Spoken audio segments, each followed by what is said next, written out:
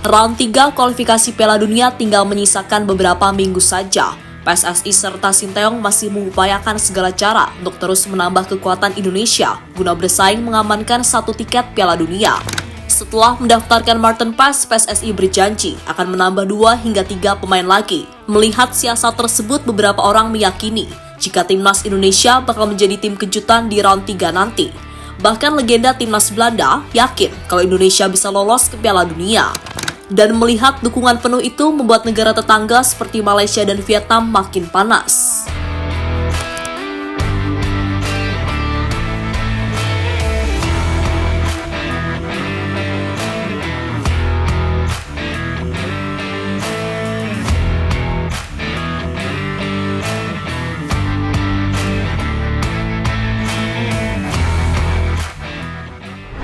Publik tanah air memang sepatutnya bangga punya ketua PSSI seperti Erick Thohir. Ya, nggak perlu banyak babi bu untuk mewujudkan satu persatu misi yang direncanakan. Karena Erick Thohir pada akhirnya benar-benar menunjukkan upayanya untuk meningkatkan level sepak bola nasional. Dimulai dari meningkatkan kualitas timnas Indonesia, sampai melakukan pembenahan secara berskala di kompetisi domestik ataupun pembinaan.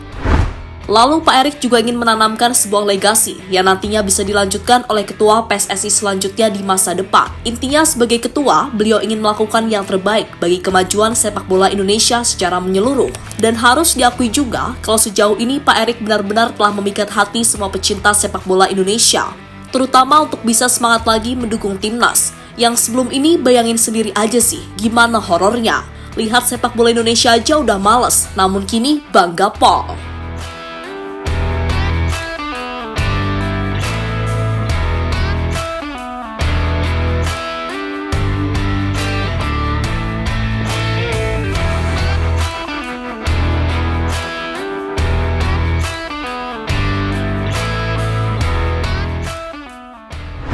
Ya, setelah berhasil membuat publik jatuh cinta, Erick Thohir baru-baru ini kembali melakukan sebuah hal yang dirasa akan jadi sesuatu yang menakjubkan. Salah satunya memberikan kado istimewa di hati ulang tahun bangsa Indonesia, di mana Pak Erick memberikan kejutan dengan mendaftarkan Martin Paes sebagai pemain Indonesia di round 3 pada bulan September mendatang.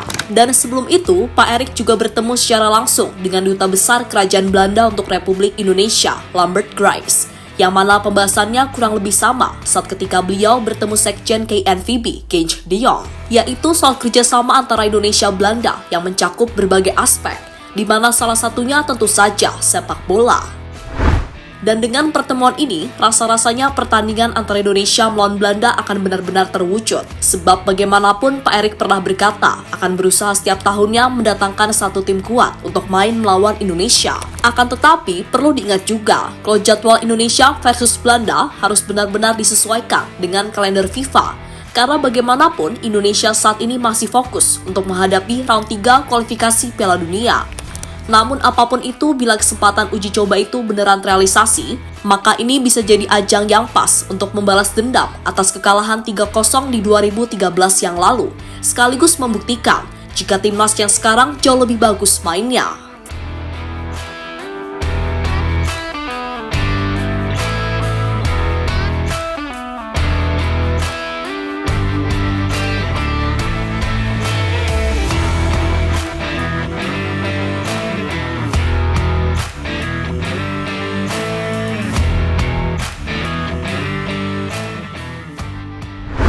Sementara itu, dua legenda timnas Belanda, Robin van Persie dan Giovanni van Bronckhorst, kabarnya merasa tak sabar menantikan laga ini bisa terrealisasi.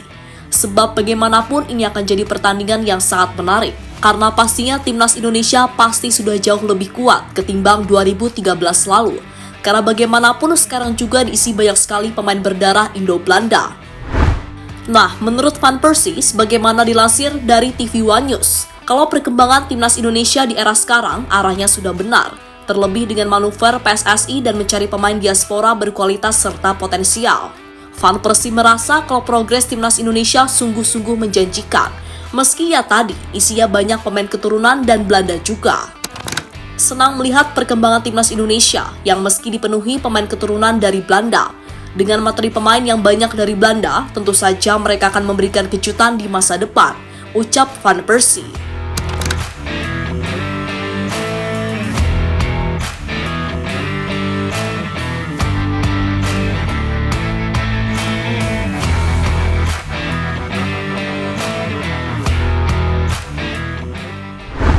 Sedangkan Van Bronckhorst yang kita tahu juga punya darah Indonesia yang kental, juga mendukung penuh segala rencana yang dilakukan timnas Indonesia di bawah komando Erick Thohir beserta Coach Sinteyong. Meski di satu sisi, ia juga meminta kepada semua masyarakat untuk bersabar dan menikmati proses yang ada. Karena ia sedikit banyak tahu kalau mengelola sepak bola, apalagi di negara besar seperti Indonesia, pastilah tak mudah. Namun di sini Gio menekankan, kalau semua berhasil dijalankan dengan baik dan jujur, maka bukan tak mungkin dalam 1 dekade ke depan, timnas Indonesia bahkan bisa bersaing dengan tim-tim kuat Asia atau bahkan mengimbangi tim-tim Eropa. Intinya melihat segala potensi yang ada, ia yakin jalan Indonesia menuju Piala Dunia sekarang bukanlah hal yang mustahil untuk dibicarakan. Dalam 10 hingga 20 tahun ke depan, saya yakin sepak bola Indonesia akan jauh lebih baik. Akan tetapi mereka harus bersabar, karena semua tentu saja tak akan berjalan semudah itu dalam waktu dekat.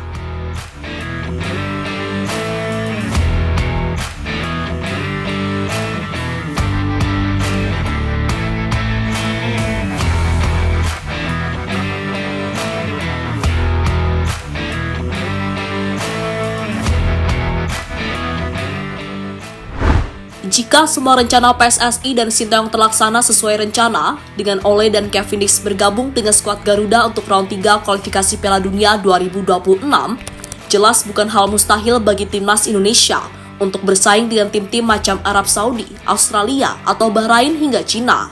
Meski dari segi kualitas Indonesia menjadi tim dengan ranking FIFA terendah, namun dari segi kualitas timnas bakal menjadi salah satu kejutan dan bahkan banyak tim yang mulai mewaspadainya.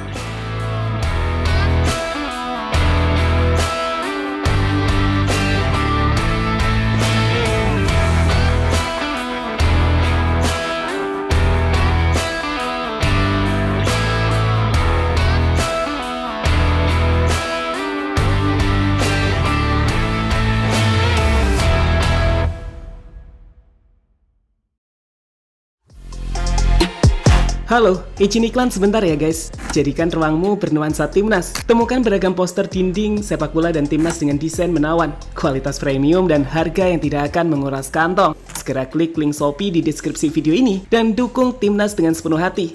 Mulai dari dinding rumahmu.